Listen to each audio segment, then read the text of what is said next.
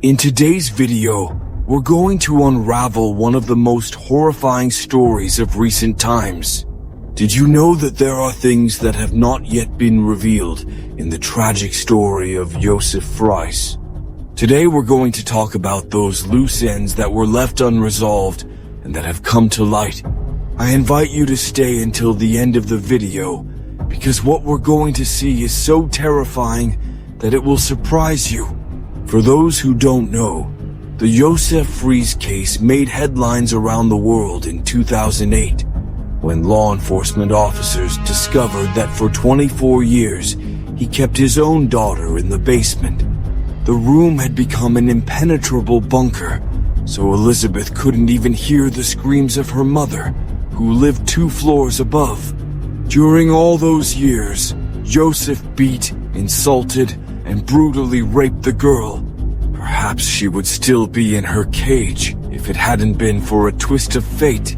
Josef was born on April 9th, 1935, in a small Austrian town called Amstetten.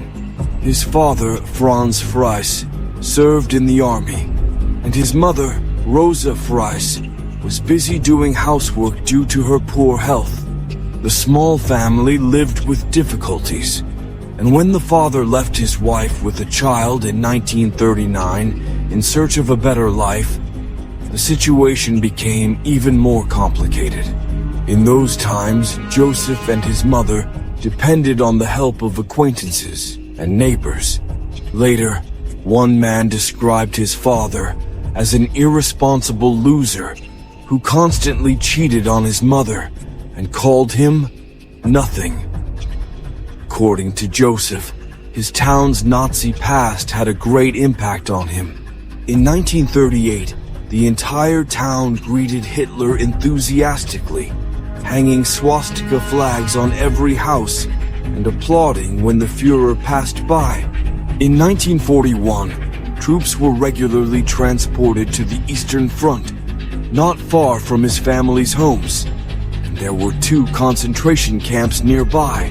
From childhood, Josef understood that he and his mother had to survive rather difficult times. Paternal poverty and harsh post-war times marked his childhood. However, his mother was a strong woman who taught him discipline and restraint. Sometimes she was even too strict, and some acquaintances called her a real tyrant. Josef often walked around with bruises, and all his rage spilled out in his behavior. Josef graduated from school and entered a technical school, where he successfully mastered the profession of an electrician. Then he got a job at a local metallurgical company. Soon he met a young woman named Rosemary, and a stormy romance began between them. They got married when Josef was 21, and Rosemary was only 17. Their marriage was difficult from the very beginning. Josef demanded that Rosemary fully conform to her strict mother's standards, and although she tried to be submissive, she found it difficult to perform during family life. Josef and Rosemary had 2 sons and 5 daughters. Josef always wanted a large family, and as it would later be discovered, he was willing to do horrible things to achieve this. In 1959, Josef joined the police for the first time. Shortly after, he raped 2 girls who snuck into his house late at night, threatening them with a knife. One of the victims complained to the police, but Josef managed to get away with only a 1.5 years in jail. By this time, he already had 4 children with Rosemary. When he was released, his wife took him back. After 2008, the whole world learned about Josef's story, and the police began receiving statements from other victims. It turned out that throughout his life, he raped at least 40 different girls. In the 1980s, Josef seriously took up real estate and bought several plots of land in his hometown. Locals considered him a successful businessman, although he had to go into huge debts to achieve this. Outwardly, he always looked solid, with expensive suits and rings on his fingers. 10 years later, all records of his previous convictions had disappeared, and he presented himself as a businessman and family man with no problems with the law. However, his wife and children knew perfectly well what he was really like. Rosemary's sister, Christina, recounted that the entire family lived in constant fear. Josef kept them strict and severely punished any disobedience.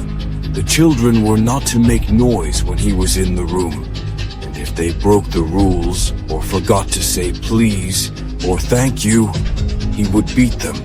Rosemary later said that in that period, she was completely dependent on her husband, as she did not work and had no income of her own. Josef took advantage of this situation, mocking her, publicly humiliating her, insulting her, and beating her for any disobedience. Although Rosemary hated Josef, she could not imagine how monstrous he really was. When she saw Josef beating the children, she would burst into tears. He always felt sorry for Rosemary and her family, and tried to convince her to leave. But she said that she could not run away with her children in her arms, as her husband would hunt them down and bring them back. In 1973, Rosemary managed to escape from her tyrannical husband with her children and went to live in a hotel owned by Josef.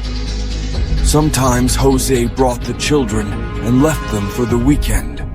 But most of the time they continued to spend time in that place that everyone now calls the House of Horrors. The children tried to start their own family as soon as possible, as it was their only chance to escape from their father. Only Joseph Jr., who was mentally retarded, served as an errand boy for them, and the youngest daughter, Elizabeth, was the most beautiful of all the sisters. Josef called Elizabeth his beloved daughter. This did not mean at all that he treated her as a loving father. On the contrary, he was jealous and scolded her for her too bright and provocative makeup. He could punish her if he saw her with friends, especially if they were boys. A pretty and kind girl, Elizabeth was always scared and sat quietly in a corner so that no one would notice her. After graduating from school, she got a job at one of her father's hotels and even tried to escape, but she was soon found.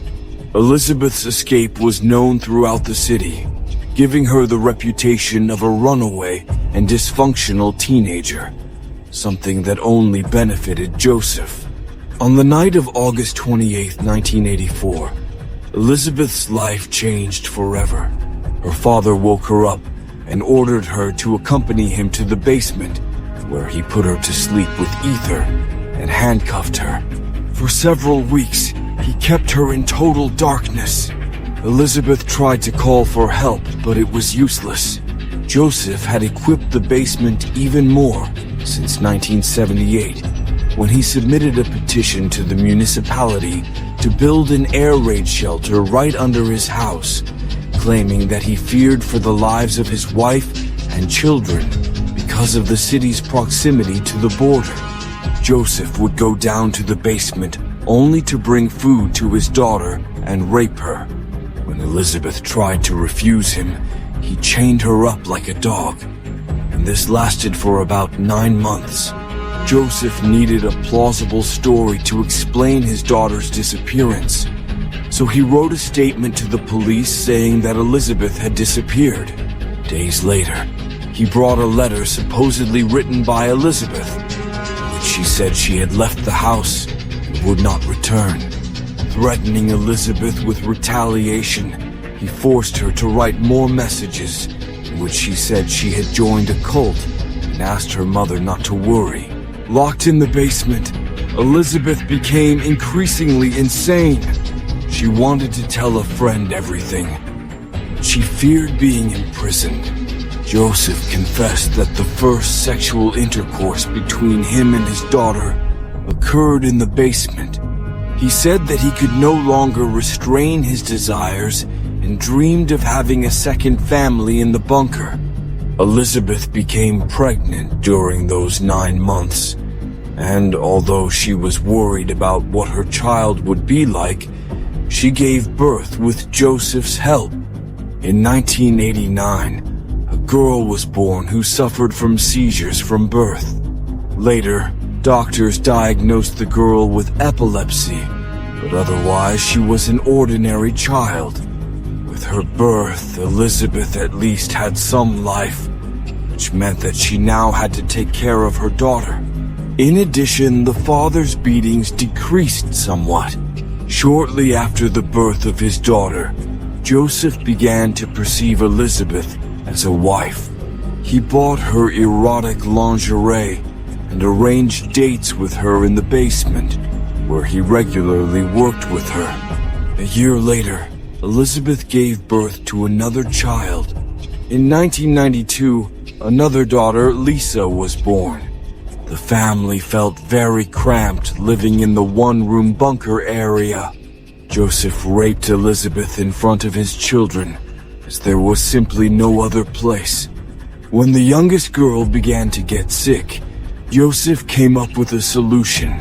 Together with Elizabeth, they planned that Lisa, with her poor health, had no chance of surviving in the basement. It was not difficult to persuade Elizabeth to write a letter in which she reported that she was unable to raise her daughter and therefore refused to give her up, although Elizabeth did not want to part with her daughter. She loved her and wanted her to survive. "I had no other choice," the maniac said. In May 1993, Josef took the 9-month-old baby to look after the daughter of a woman who could not even imagine that all this time Elizabeth was under her feet and that her father had cruelly abused her. During the 24 years of her imprisonment in the bunker, Elizabeth gave birth to 7 children by Josef. 3 of them were lucky enough to be on the surface. Elizabeth's mother was no longer surprised when she saw a box with foundlings. The children suffered from toothaches, were physically weak, stuttered, and lived in constant fear. Even by combining their strength, they would not be able to overcome the grandfather's wound. In addition, he psychologically suppressed them, humiliating them, insulting them, beating them, and mocking them, claiming that they had been abandoned by his daughter. Josef, on the contrary, loved the entire family. He went on vacation. The children received books and toys, and after graduation, they went to study at a prestigious university.